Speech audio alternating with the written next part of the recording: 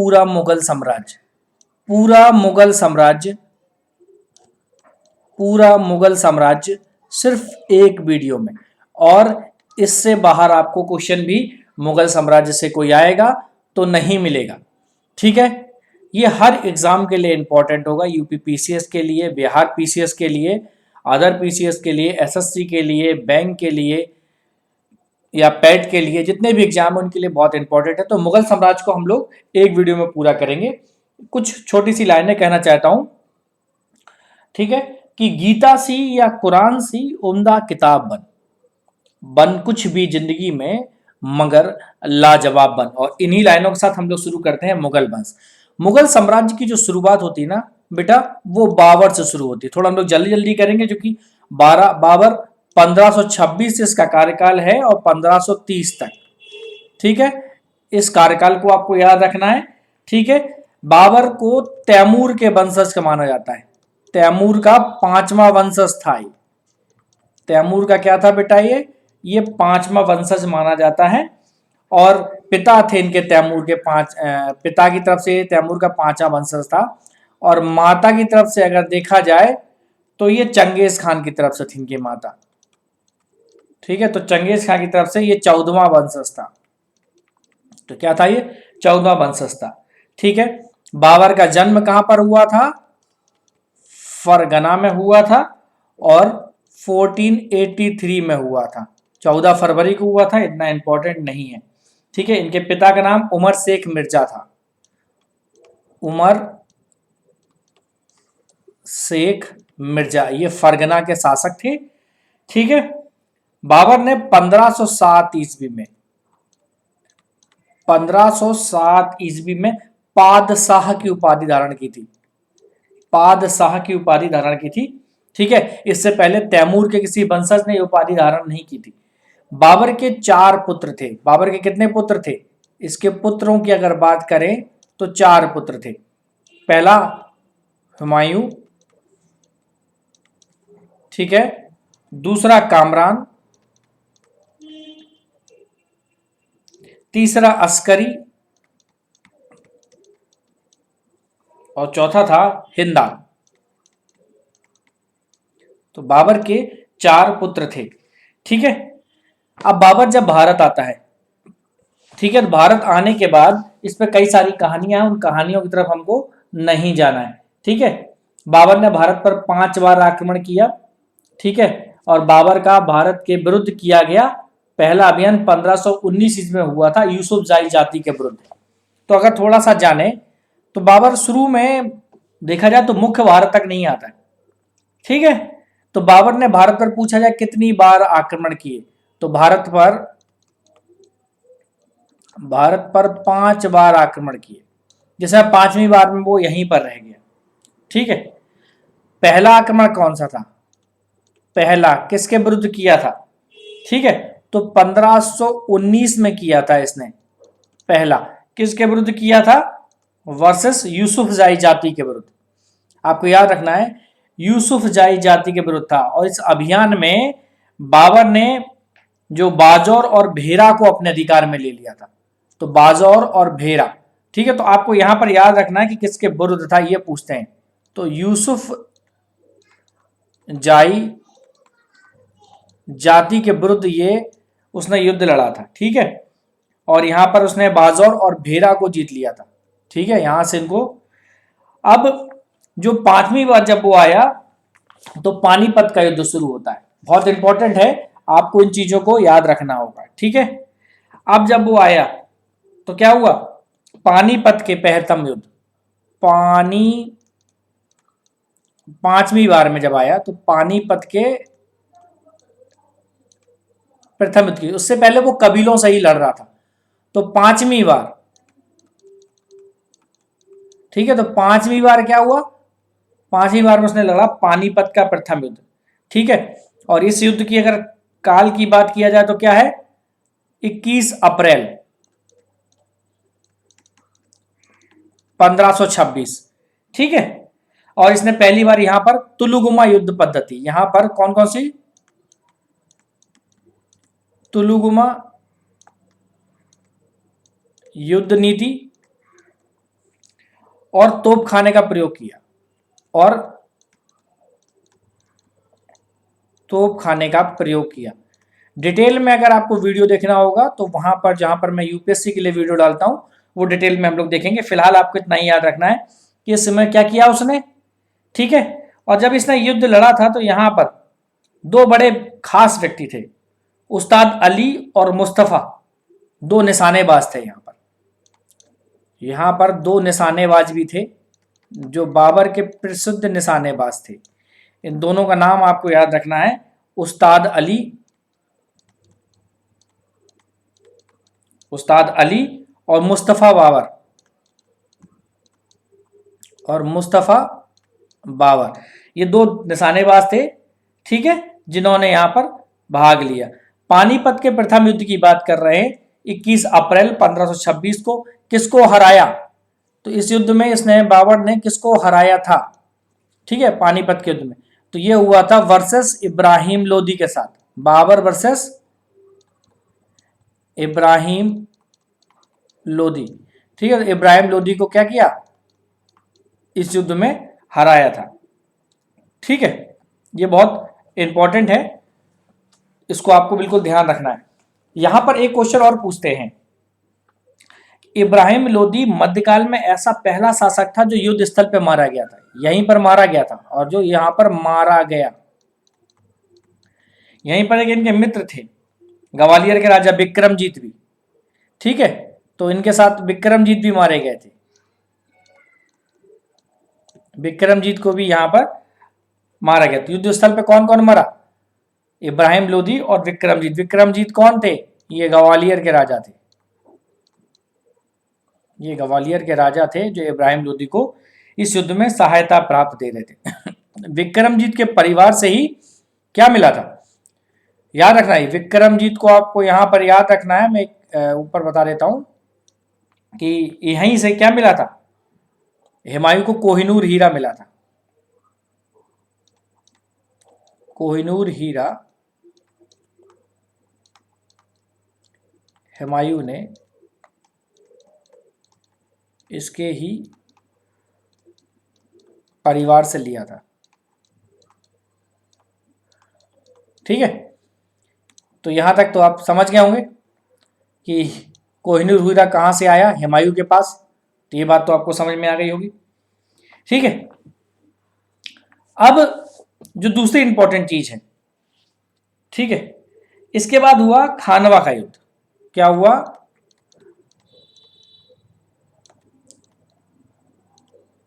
खानवा का युद्ध। डेट याद रखनी है, 17 मार्च 1527, अगले साल ही खानवा का युद्ध हो जाता है, ठीक है। अब किसको हराया खानवा के युद्ध में, कौन था, राणा सांगा, ठीक है, राणा सांगा को हराया, ठीक है। और यहीं पर खानवा के युद्ध के बाद यहीं गाजी की उपाधि ली,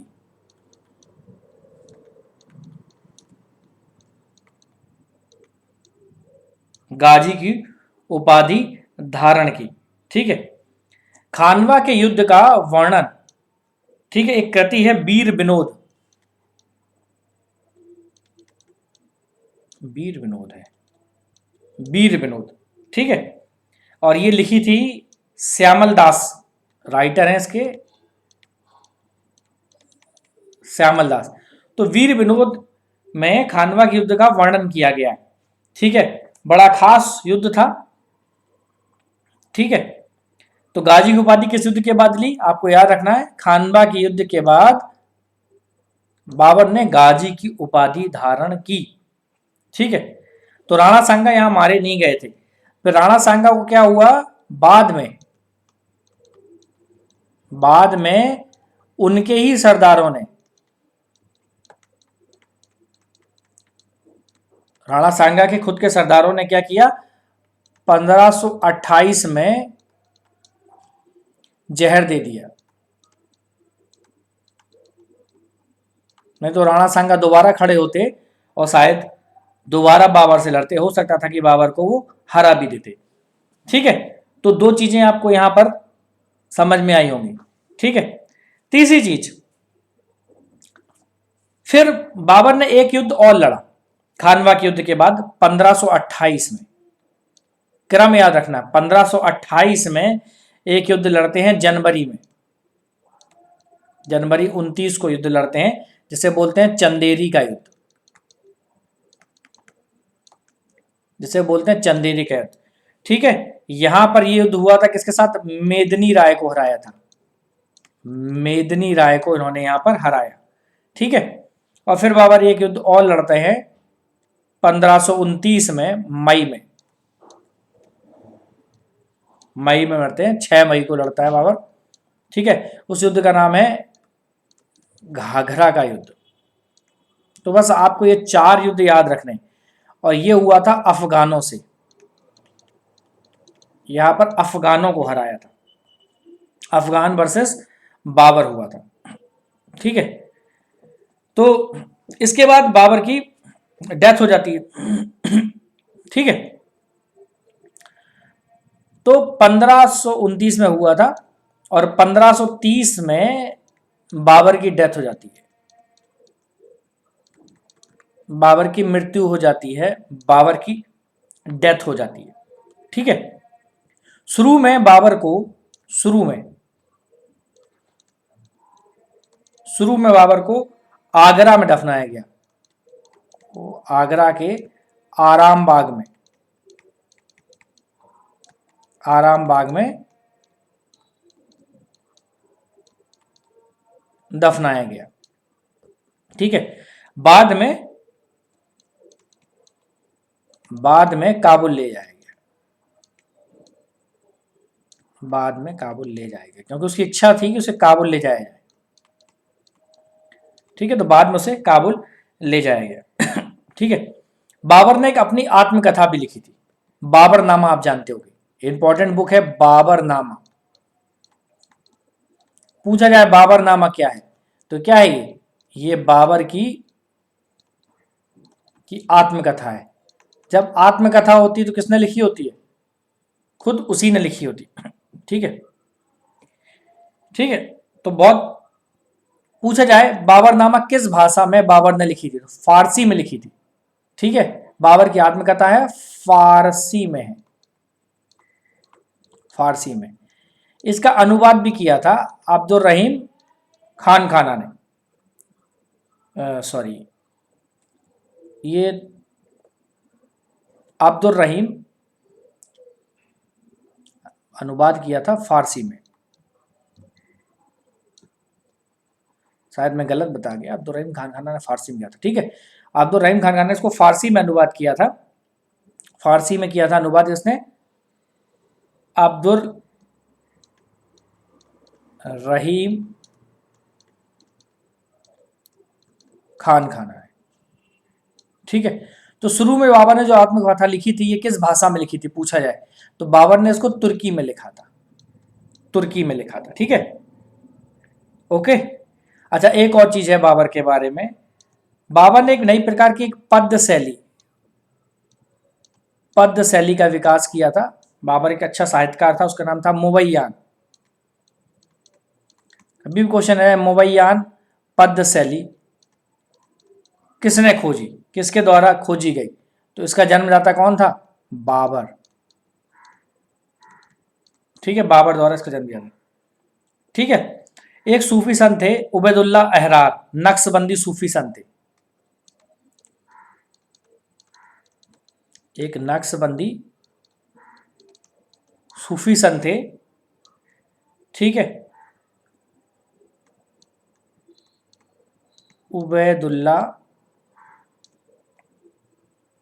अहरार इनका अनुयायी था, अनुयायी मतलब इनको फॉलो करते थे। ठीक है। तो यहां तक कोई भी दिक्कत नहीं होनी चाहिए, चारों युद्धों को आपको अच्छे से याद रखना है। ठीक है। तुर्की भाषा में उसने अपनी किताब लिखी, तुजुक ए बाबरी, बाबरनामा जिसको बोलते हैं, तुर्की भाषा में इसको तुजुक ए बाबरी बोलते हैं, तुजुक ए बाबरी भी कहते हैं इसको। ठीक है। तुर्की भाषा में लिखी गई थी, बाद में उसका अनुवाद किया। तोपों का शुरुआत किसने की थी?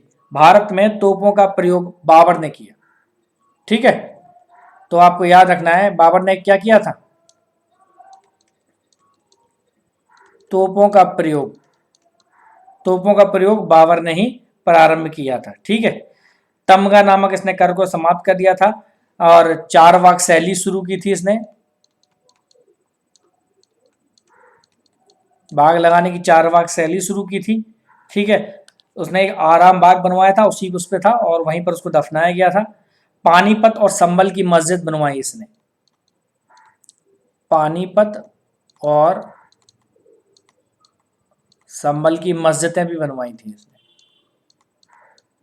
बाकी उसे ज्यादा समय मिला नहीं। ठीक है, तो इतना आपको यहां पर नहीं याद रखना। फिर बाबर का उत्तराधिकारी कौन हुआ, हुमायूं। हुमायूं एक, हुमायूं के बारे में हम लोग करते हैं। हुमायूं 1530 से 56 तक। ठीक है, अब इसका जन्म बात करते हैं। 1508 में पैदा हुआ, कहां पर, काबुल में। ठीक है, यहां पर इसकी ये बर्थ था, जन्म हुआ था। ठीक है, मां का नाम था माहिम बेगम, इसकी मां कौन थी, माहिम बेगम। ठीक है, ये सिया थी, बाबर जबकि सुन्नी था इनकी और उसकी वाइफ सिया थी। ठीक है, अब 1530 में, 1530 में आगरा में गद्दी पर बैठा, जब हुमायूं, सॉरी, गद्दी पर बैठा जब बाबर की डेथ हो जाती है। ठीक है, 1530 में बाबर की डेथ हुई थी। ठीक है, जब ये गद्दी पर बैठा, ठीक है, उससे पहले क्या था, ठीक है, इससे पहले बदख्शां का वो सूबेदार था, बदख्शां का वो क्या था, वो सूबेदार था। ठीक है, अब हुमायूं ने क्या किया, बहुत उदार व्यक्ति था, तो हुमायूं ने क्या किया, अपने सभी भाइयों को कुछ ना कुछ दिया। उसने क्या किया कि काबुल, कंधार और पंजाब, काबुल, कंधार और पंजाब, इन तीनों की सूबेदारी, सूबेदारी उसने अपने भाई कामरान को दे दी, कामरान को दे दी। ठीक है, संभल, संभल की सूबेदारी अस्करी को दे दी। ठीक है, और अलवर और मेवाड़,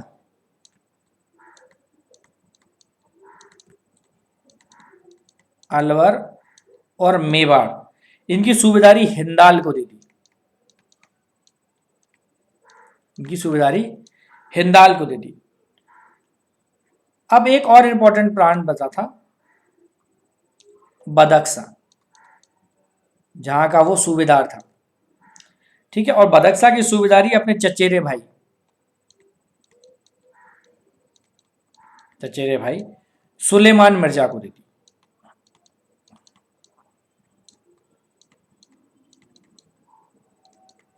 ठीक, ओके। अब हुमायूं के बारे में बहुत सारी चीजें हैं जो आपको जाननी होंगी।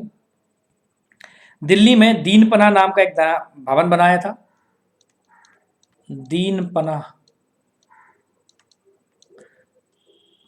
भवन बनवाया उसने।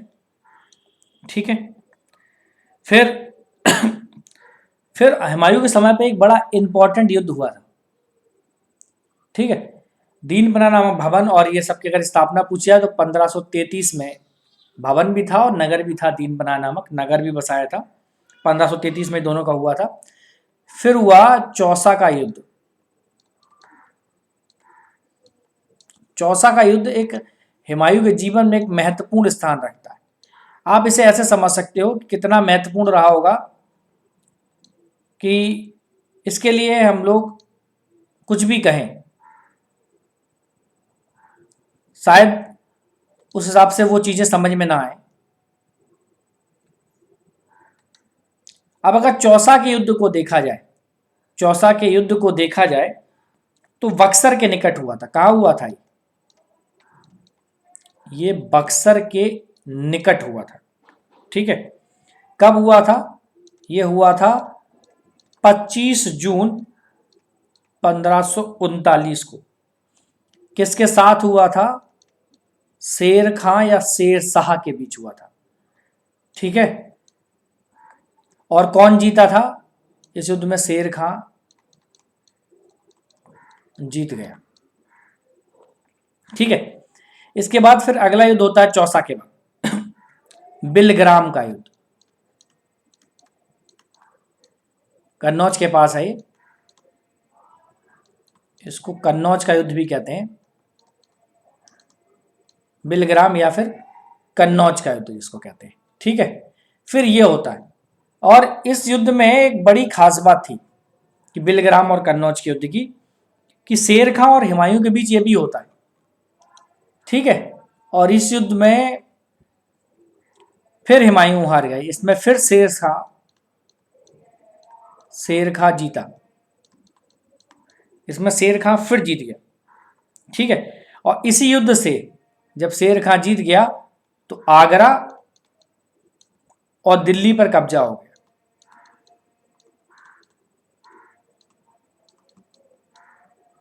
ठीक है, इस युद्ध के बाद अब क्या हुआ? हुमायूं भाई साहब सिंध चला गया। बिलग्राम के युद्ध के बाद हुमायूं का क्या हुआ? हुमायूं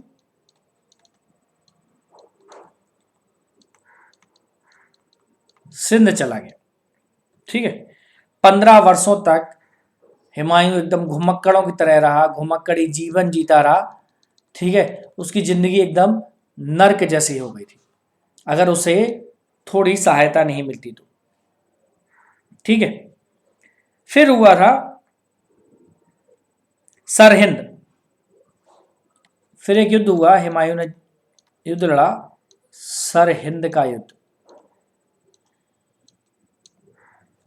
ठीक है, यहां पर यह हुआ था हुमायूं वर्सेस पंजाब का सूरी शासक था सिकंदर शाह,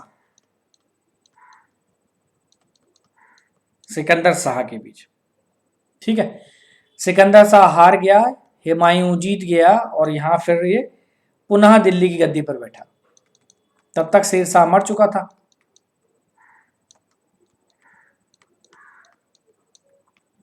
ठीक है, तो किस युद्ध से वो दोबारा बैठा? सरहिंद के युद्ध से। ठीक है, बैरम खां और दरअसल सिकंदर शाह के बीच में लड़ा गया था। ठीक है, और फिर बड़ी अजीब सी जिंदगी थी हुमायूं की। ठीक है, अब पूछते हैं, इसमें कई सारे क्वेश्चन हैं मतलब हुमायूं के बारे में। ठीक है, अब हुमायूं के द्वारा 4 युद्ध लड़े गए थे। ठीक है, देवरा का युद्ध, चौसा का युद्ध, बिलग्राम का युद्ध और सरहिंद का युद्ध। तो इसके युद्धों का क्रम पूछते हैं, क्रम। तो क्रम आपको याद रखना है कि देवरा का युद्ध, देवरा का युद्ध, ठीक है, देवरा का युद्ध 1531 में लड़ा था। फिर चौसा का युद्ध 1539 में लड़ा। फिर बिलग्राम का युद्ध, फिर बिलग्राम का युद्ध 1540 में लड़ा। फिर सरहिंद का युद्ध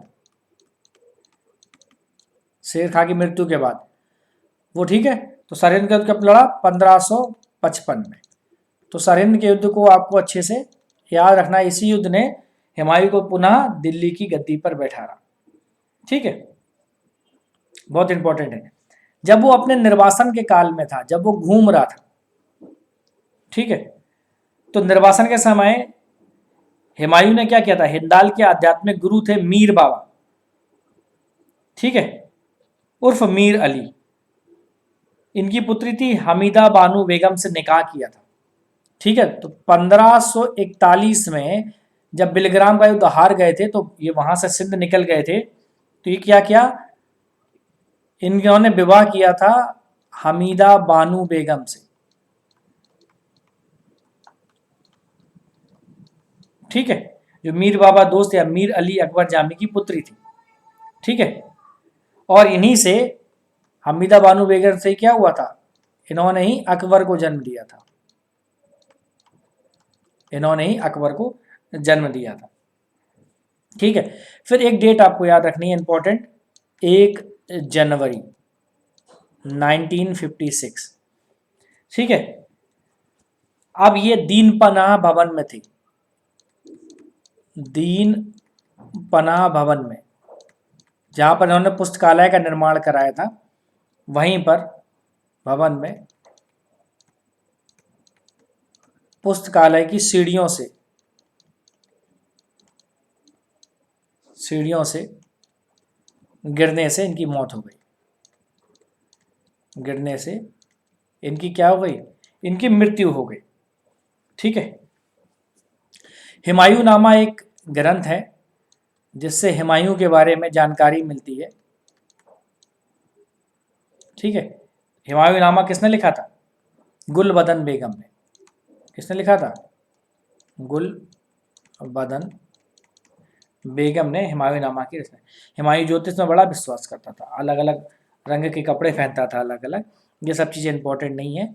ठीक है, और दिल्ली में देखोगे आप अगर, तो हुमायूं का मकबरा है, तो इनको कहाँ दफनाया गया, दिल्ली में, दिल्ली में हुमायूं का मकबरा, वहीं पर इनको दफना दिया गया है। ठीक है, वहीं पर इनको दफनाया गया। इस मकबरे का जो मकबरा है, इसका वास्तुकार कौन था, अगर पूछें इसका आर्किटेक्चर कौन था, तो इसका वास्तुकार था मिर्जा गयास। मिर्जा गयास, आपको इंपॉर्टेंट है, इसको याद रखना है, मिर्जा गयास। इसी समय पर चूंकि मुगल काल को पढ़ रहे तो हम लोग शेरशाह सूरी को भी पढ़ लेते हैं और इसके उत्तराधिकारी को भी पढ़ लेते हैं। शेरशाह के बारे में भी थोड़ा सा हमें जानना चाहिए कि शेरशाह भाई थे कौन। ठीक है, बड़ा इंटरेस्टिंग है इनका। ठीक है, सूर साम्राज्य का संस्थापक माना जाता है और ये अफगान था। अफगान था, पहली चीज तो आपको याद रखनी है। ठीक है, इनके पिता हसन खां थे और जौनपुर राज्य के अंतर्गत सासाराम जो बिहार में, वहाँ के जमींदार थे। ठीक है, पिता इनके कौन थे, हसन खां, इसलिए शेर खां कहते हैं इनको। ठीक है, इसका असली नाम क्या था, असली नाम इनका फरीद नाम था। शेर खां का असली नाम क्या था, फरीद था। पंजाब के होशियारपुर में पैदा हुए थे। एक बार क्या किया था, एक शेर को इन्होंने तलवार के एक बार से मार दिया था। इसकी बहादुरी से प्रसन्न होकर जो अफगान शासक थे मोहम्मद बहार खां लोहानी, इन्हें शेर खां की उपाधि दी थी। तो शेर खां की उपाधि मिली थी इनको। पूछा जाए शेर खां की उपाधि किसने दी थी, ये यूपी पीसीएस वगैरह या जितने भी छोटे एग्जाम है वहां पर एक बड़ी खास बात होती है, उपाधियां भी पूछ लेते हैं। शेर खां की उपाधि किसने दी थी, तो आपको याद रखना है। ठीक है, बिहार के अफगान शासक, बिहार के शासक थे, नाम थे उनका मोहम्मद बहार खां लोहानी।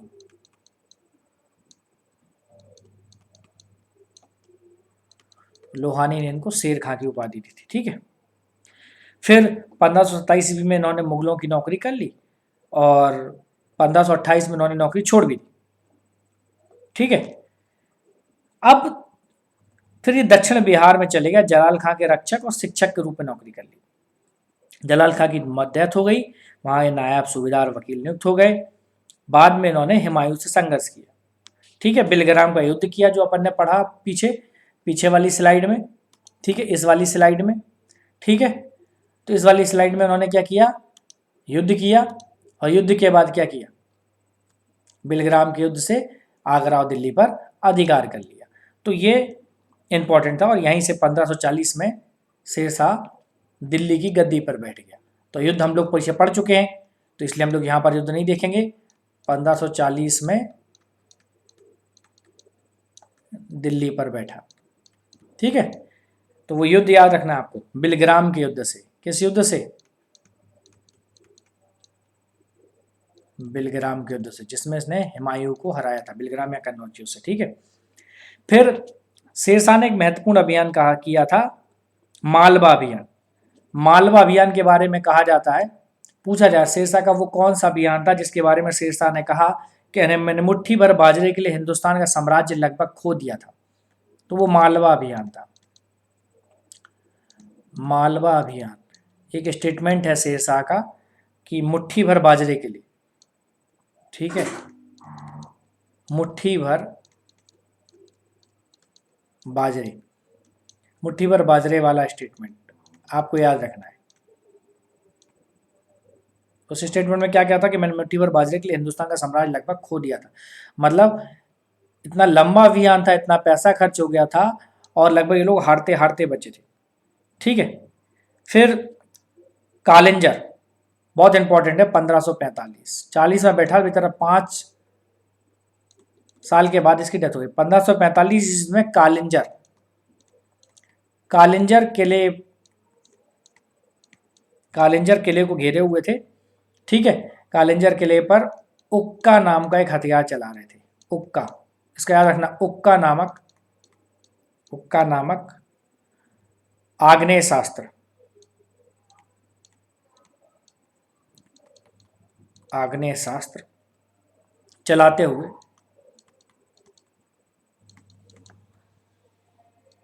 उनकी डेथ हो गई। ठीक है। तो पूछा जाए कालिंजर का शासक कौन था उस समय, कालिंजर का शासक याद रखना, कालिंजर का शासक कौन था, कीरत सिंह, कीरत सिंह उस समय कालिंजर का शासक था। ठीक है। शेरशाह का मकबरा कहाँ है, इसका मकबरा कहां पर बना है, ठीक है, बिहार में ही बना है, सासाराम, सासाराम में किसका मकबरा है, शेरशाह का, झील के बीचों बीच बनाया गया। ठीक है, ऊंचे टीले पर बनाया गया। ठीक है। शेरशाह ने एडमिनिस्ट्रेशन में बड़ा काम किया था, काफी कम समय में ही इसने भूमि की माप के लिए एक सिकंदरी गज का प्रयोग किया था। भूमि की माप के लिए इन्होंने क्या किया, सिकंदरी गज, और एक डंडा हुआ करता था सन का, सन की डंडी का प्रयोग करता था। ठीक है। उसके द्वारा भूमि की माप की जाती थी। ठीक है। ये कितनी बड़ी हुआ करती थी, ये 39 अंगुल, भाई कुछ माप होगी ना, या फिर 32 इंच की हुआ करती थी, 32 इंच की हुआ करती थी। ठीक है। शेरशाह ने एक 178 ग्रेन का चांदी का रुपया चलाया था, चांदी का रुपया चलाया था, और 380 ग्रेन का तांबे का दाम जलाया था, तांबे का दाम चलाया था। ठीक है। तो दोनों सिक्के थे। तो याद रखना है, एक ये याद रखना है, माप के लिए क्या था, इनसे क्वेश्चंस पूछे जा सकते हैं। ठीक है। एक इसने जो कन्नौज की जगह वहां पर है, शेरसूर नामक नगर भी बचाया था, शेरसूर नगर कन्नौज के पास। ठीक है। ये भी उसने बसाया था।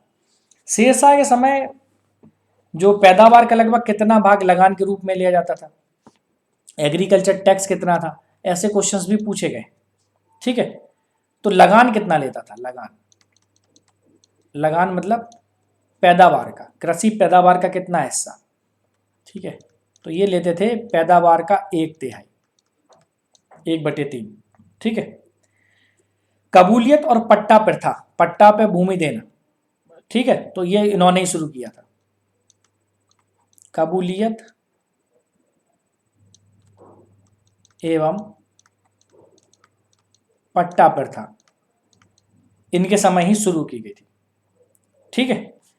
और ग्रैंड ट्रंक रोड की मरम्मत कराई थी इन्होंने, जीटी रोड। ठीक है।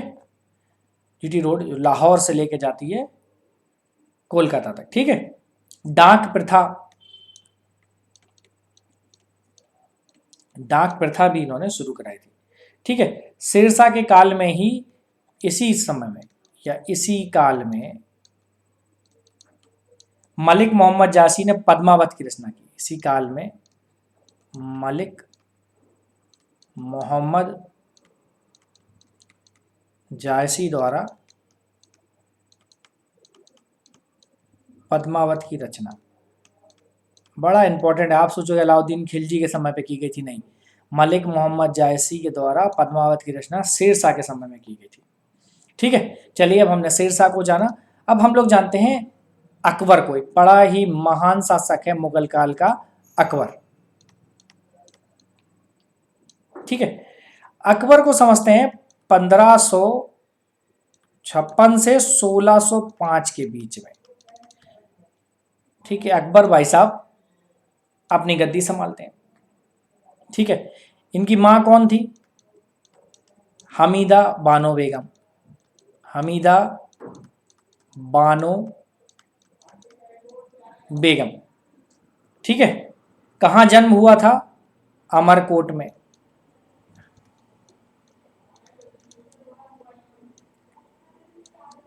अमरकोट में हुआ था। ठीक है, अमरकोट में कहा हुआ था? राणा बीरसाल के महल में। ठीक है ओके, अब देखो बड़ा इंपॉर्टेंट है, 1542 को अमरकोट में कब हुआ था? अगर पूछे कोई, 1542 ईस्वी में अकबर का जन्म हुआ था। अब सबसे इंपॉर्टेंट चीज है 1552 में, अगर आप देखें ना तो मात्र 9 वर्ष की आयु थी, इनको गजनी का गवर्नर बना दिया गया। गजनी का गवर्नर नियुक्त किया गया। ठीक है, किसके संरक्षण में? मुनीम खां के संरक्षण में। मुनीम खां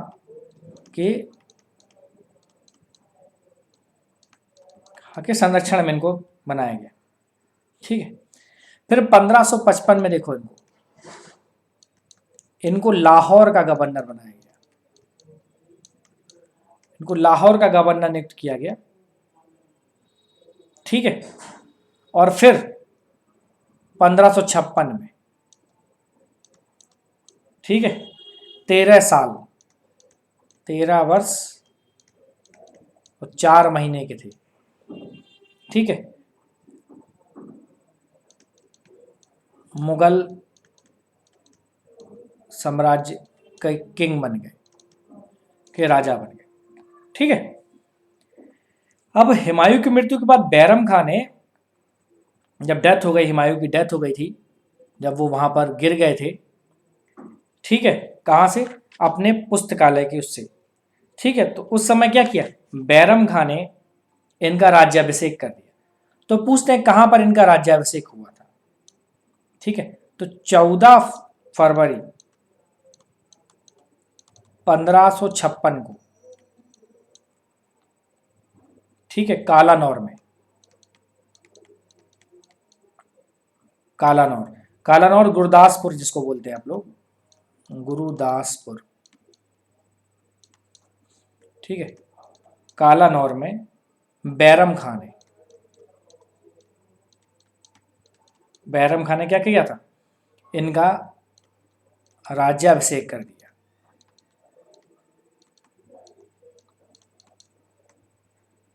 उस समय वो कितने वर्ष के थे? 13 वर्ष 4 महीने के थे। ठीक है, अब बैरम खां शुरू में इनका संरक्षक रहा। तो पूछते हैं बैरम खां संरक्षक कब तक रहा? ठीक है, तो ऐसे क्वेश्चंस पूछे जाएंगे आपको। अगर ऐसे क्वेश्चन पूछे जाए तो ऐसे क्वेश्चनों का जवाब भी आपके पास तुरंत रखना है। तो बैरम खां का संरक्षण कब तक चला? 1556 से 1560 तक इनका संरक्षण रहा। ठीक है, अब देखो ये बड़ा इंपॉर्टेंट है। ठीक है, जब बैरम खां के बाद चल रहा था तो पानीपत के मैदान में इनका एक संघर्ष होता है। क्या होता है? एक बड़ी इंटरेस्टिंग कहानी चल रही होती है। इस कहानी को समझिए कि दिल्ली में एक शासक था हेमू। हेमू क्या करता है? दिल्ली में मुगल गवर्नर तरती बेग को मार भगाते हैं। हेमू क्या करता है? मुगल गवर्नर, उसका नाम क्या था? तर्दी बेग, नाम याद रखना है। तर्दी बेग को दिल्ली से भगा देता है। पूछा जाए हेमू कौन था, ठीक है, तो आदिल शाह का सेनापति था। कभी भी ऐसे क्वेश्चन आए कि वो कौन था जिसने भगाया था, तो हेमू के बारे में याद रखना, ये आदिल शाह का सेनापति था। आदिल शाह का सेनापति था, ठीक है।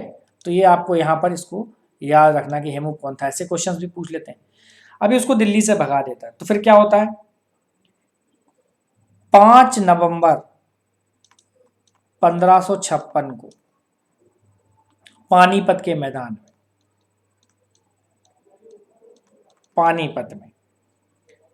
पानीपत के सेकेंड वॉर में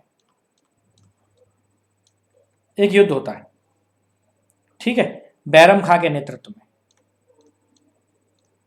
बैरम खां वर्सेस हेमू, और इसमें बैरम खां जीत जाता है, ठीक है। तो बैरम खां का नेतृत्व था, तो नेतृत्व कौन कर रहा था? मुगल सेना का बैरम खां, ठीक है। अब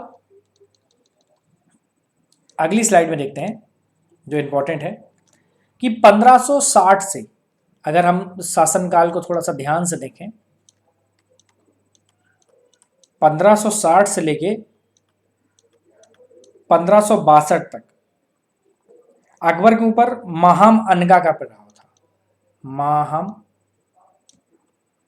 अनगा जो इनकी धाय मां थी, धाय मां जो इनकी दाई थी, एक तरीके से कह सकते हो, ठीक है।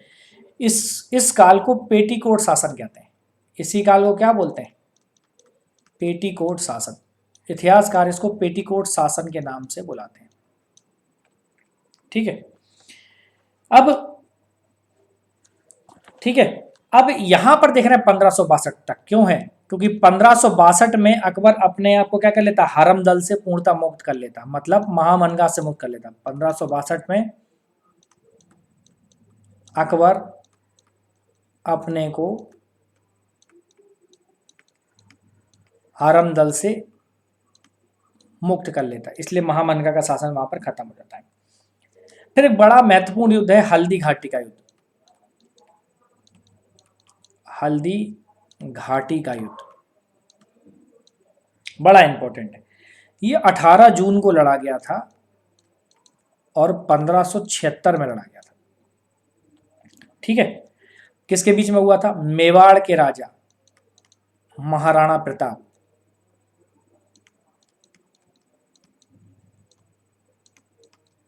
मेवाड़ के राजा महाराणा प्रताप, ठीक है, वर्सेस अकबर के बीच में हुआ था, ठीक है। इसमें अकबर की जीत हुई थी और महाराणा प्रताप इसमें हार गए थे। मुगल सेना का नेतृत्व कौन कर रहा था? अगर पूछा जाए, अकबर के बीच तो हुआ था, तो मुगल सेना का यहां पर नेतृत्व कौन कर रहा था? ठीक है, तो आपको यहां पर जो आंसर लगाना है, मान सिंह और आसफ खां। मान सिंह प्लस आसफ खां, ये दोनों सेनापति थे अकबर की सेना के, ठीक है। तो एक ये हल्दी घाटी का युद्ध आपको याद रखना है। इसके बाद जो यहां पर एक इंपॉर्टेंट चीज है याद रखने लायक, वो है कि एक जैन धर्माचार्य थे, ठीक है, जैनाचार्य थे हरि विजय सूरी। उनको उन्होंने जगत गुरु की उपाधि दी थी, जगत गुरु की उपाधि अकबर ने किसको दी? तो आप बताइएगा, जैन संत थे, ठीक है, हरि विजय सूरी, हरि विजय सूरी को इन्होंने उपाधि दी थी। किसकी? जगत गुरु की। बड़ा इंपॉर्टेंट है, इसलिए तो अकबर को जाना इंपॉर्टेंट है कि अकबर को बड़ा उदार माना जाता है, ठीक है। फिर राजस्व प्रणाली की एक प्रोसेस थी, जब्ती प्रणाली, वो भी इन्होंने शुरू की थी। जब्ती प्रणाली किसके समय में शुरू की गई? राजस्व की एक राजस्व प्राप्ति की प्राप्ति थी जब्ती प्रणाली, ठीक है, अकबर के समय में की थी, ठीक है। एक और थी दहसाला बंदोबस्त।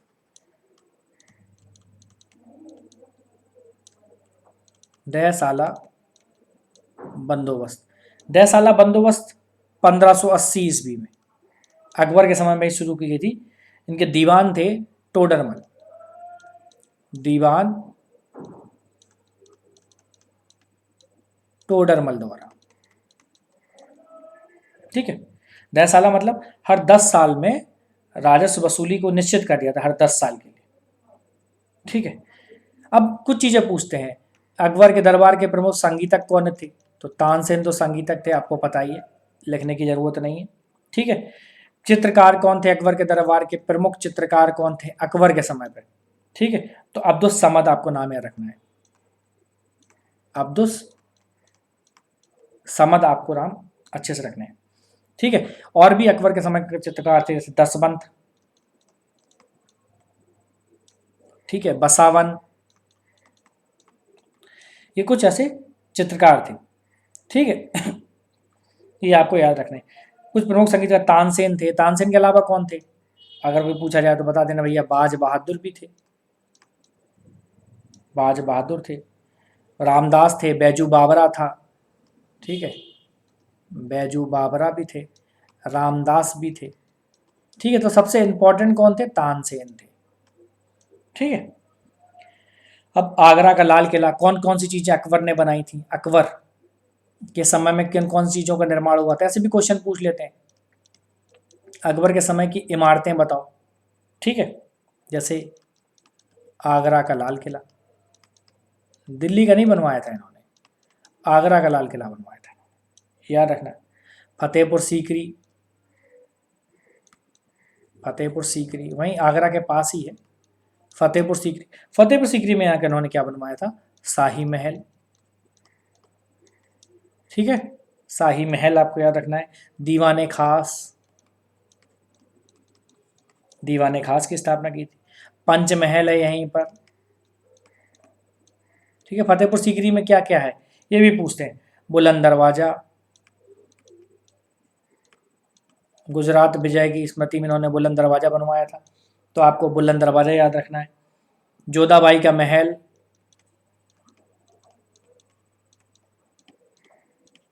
ठीक है, जोधाबाई का महल। इबादत खाना,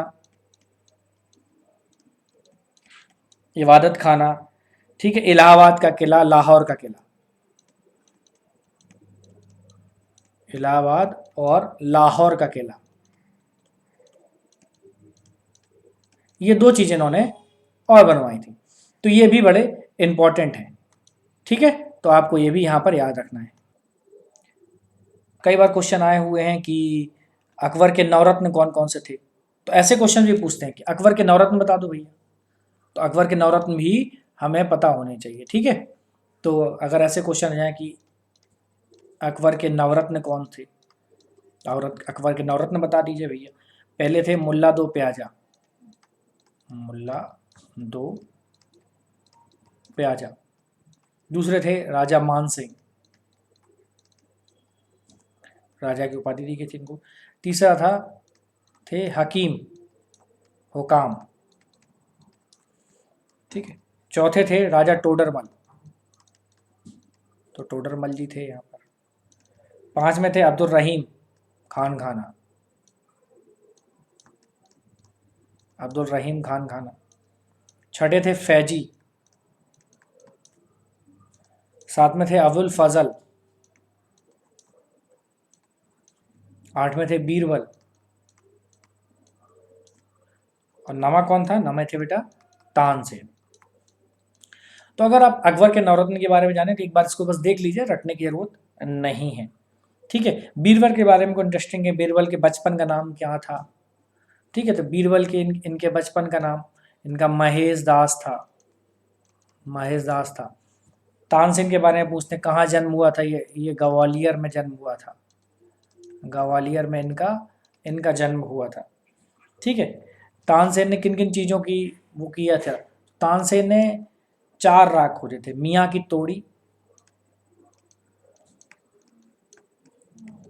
मियाँ की टोड़ी, मियाँ का मल्हार, मल्हार राग जो था, मियाँ का मल्हार, मियाँ का सारंग,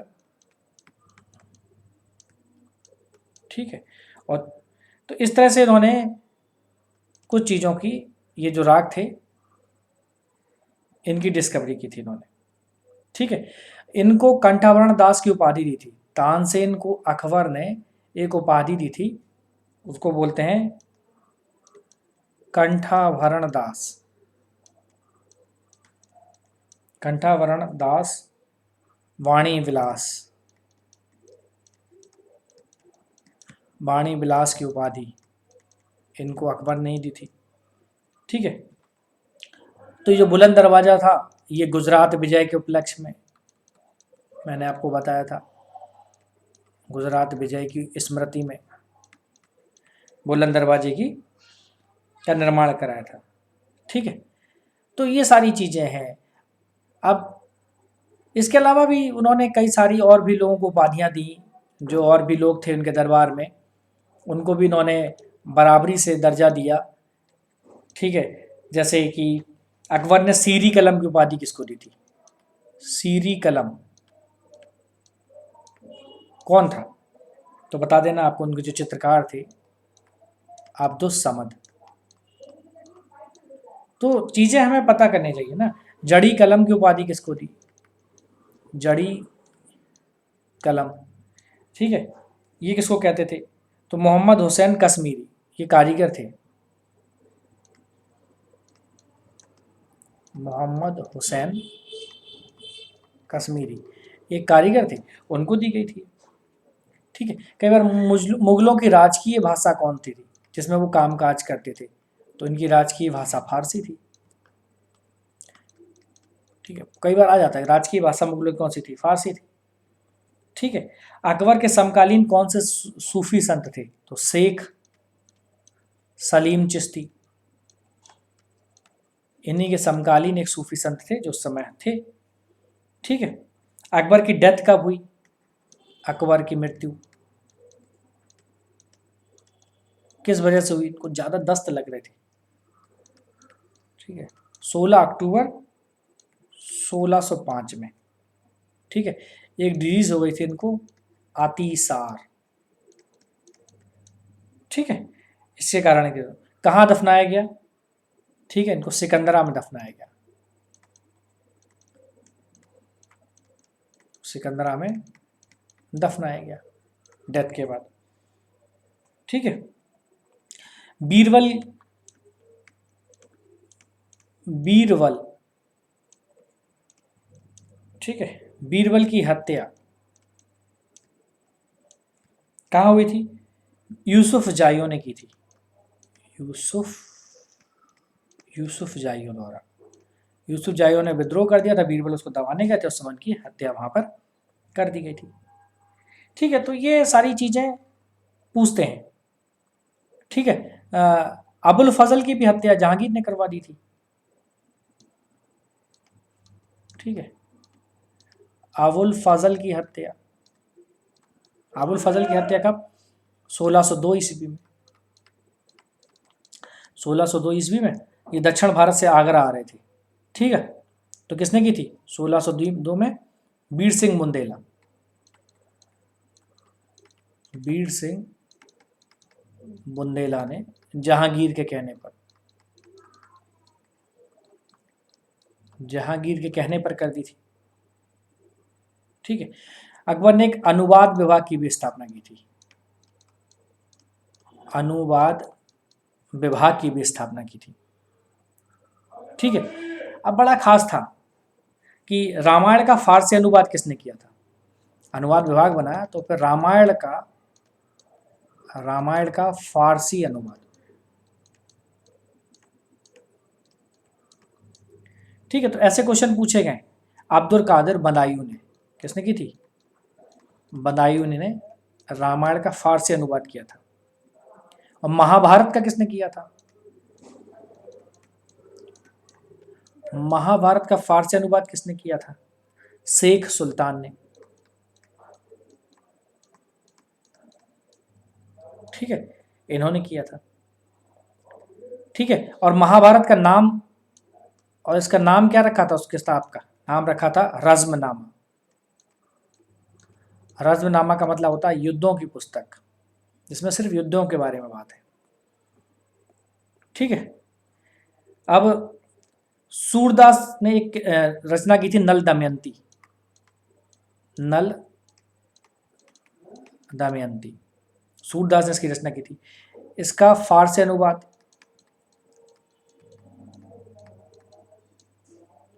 इसका फारसी अनुवाद किसने किया था? ठीक है, तो फैजी ने किया था। फैजी ने सहेली नाम से किया, सहेली नाम से किया था। अबुल फजल दीन ए इलाही का मुख्य पुरोहित था, और अबुल फजल का ही ये क्या था, बड़ा भाई था फैजी। ठीक है, अकबर नामा ग्रंथ की रचना किसने की थी? अबुल फजल ने की थी। कभी ऐसा भी क्वेश्चन है भैया अकबर नामा किसने लिखा, तो पता तो होना चाहिए ना। अकबर नामा किसने लिखा था? तो आप बताएंगे अबुल फजल ने लिखा था। अबुल फजल, अबुल फजल के बारे में मैंने एक बात आपको और बताई, दीन ए इलाही धर्म का मुख्य पुरोहित। दीन ए इलाही का ये मुख्य पुरोहित भी था। ठीक है, अकबर की प्रेरणा से उन्होंने अकबरनामा ग्रंथ की रचना की थी। ठीक है, और आईने अकबरी इसी ग्रंथ का तीसरा भाग है। पंचतंत्र, इसका भी अनुवाद हुआ था भैया, है ना। भारत की बहुत महत्वपूर्ण किस्त है पंचतंत्र का फारसी अनुवाद। ठीक है, अबुल फजल ने किया था। किसने किया था? ये भी भैया अबुल फजल ने किया था। अबुल फजल ने किया था। कई बार क्वेश्चन पूछा गया है किस नाम से किया था? अनवर ए सादात नाम से। अनवर ए सादात नाम से इन्होंने इसका फारसी अनुवाद किया था। ठीक है, एक और ने भी किया था फारसी अनुवाद पंचतंत्र का, वो भी बड़ा इंपॉर्टेंट है। एक और थे, उन्होंने भी फारसी अनुवाद किया था। ठीक है, मौलाना हुसैन फैज ने, हुसैन फैज ने भी किया था। किस नाम से किया था? यार ए दानिश नाम से। ठीक है, तो दोनों इंपॉर्टेंट है, ये आपको याद रखना। ठीक है, अकबर हिंदी गीतों की रचना करता था, पढ़ा लिखा तो था नहीं, तो किस नाम से करता था? ठीक है, अकबर रायकरण के नाम से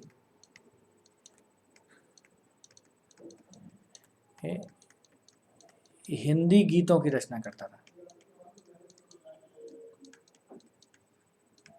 ठीक है, तो इतनी सारी चीज़ें हैं जो हमें अकबर के बारे में जाननी चाहिए। कुछ और चीज़ें हमें अकबर के बारे में जाननी चाहिए, वो थोड़ा सा इंपॉर्टेंट है, वहाँ से क्वेश्चंस बनते हैं। थोड़े से ईयर आपको याद रखने, 1562 आपको याद रखना है, दास प्रथा की समाप्ति की थी अकबर ने। ठीक है, कुछ सन आपको याद रखने। 1562 में अकबर की हरम दल से मुक्ति हुई थी, बात कर चुके हैं हम लोग। हरम दल से मुक्ति, पेटीकोट शासन से मुक्ति हो गई थी। 1563 में तीर्थ यात्रा करके समाप्ति कर दी थी। ठीक है, तीर्थ यात्रा कर को अकबर ने समाप्त कर दिया था। 1564 में क्या किया था? जजिया कर को समाप्त कर दिया था। क्या किया था इन्होंने? जजिया कर को समाप्त कर दिया था। 1571 बड़ा इंपॉर्टेंट है, फतेहपुर सीकरी का स्थापना। फतेहपुर सीकरी की स्थापना की थी इन्होंने। और दूसरी एक इंपॉर्टेंट और की क्या, राजधानी का राजधानी आगरा से फतेहपुर सीकरी ले गए थे, वहीं पास में, आगरा के पास में ही। 1575 में इन्होंने क्या था? इबादत खाने की स्थापना। यहाँ सभी धर्मों के विद्वान आते थे और सभी धर्मों से रिलेटेड विषयों पर चर्चा हुआ करती थी। ठीक है। 1579 में क्या किया था उन्होंने? मजहर की घोषणा की थी, एक धार्मिक घोषणा पत्र था, ठीक है। 1580 आपको याद रखना है, अकबर के समय की सबसे इंपॉर्टेंट दहसाला प्रणाली जो टोडरमल ने लागू की थी, दहसाला प्रणाली को याद रखना है। और 1582 आपको याद रखना है, ठीक है, दीन ए इलाही की घोषणा, दीन ए इलाही की घोषणा। दीन ए इलाही का मुख्य पुरोहित कौन था? अबुल फजल, अपन ने बात की थी, ठीक है। दीन ए इलाही को केवल तीन ही लोग इसमें दीक्षित हुए थे, एक तो अकबर, एक अबुल फजल और तीसरा बीरबल, 3 लोग ही इसमें केवल दीक्षित हुए थे, ठीक है। तो अकबर तक अपन ने यहाँ पर समझा। चलिए हम लोग नेक्स्ट वीडियो में हम लोग जानेंगे जहांगीर को, शाहजहां को, औरंगजेब को और मुगल कालीन प्रशासनिक, सामाजिक और भू राजस्व व्यवस्था को और उस मुगल कालीन की संस्कृति को, ठीक है। तो 2 वीडियो लगेंगे और यहाँ पर आपके पूरा मुगल काल फिनिश हो जाएगा, ठीक है।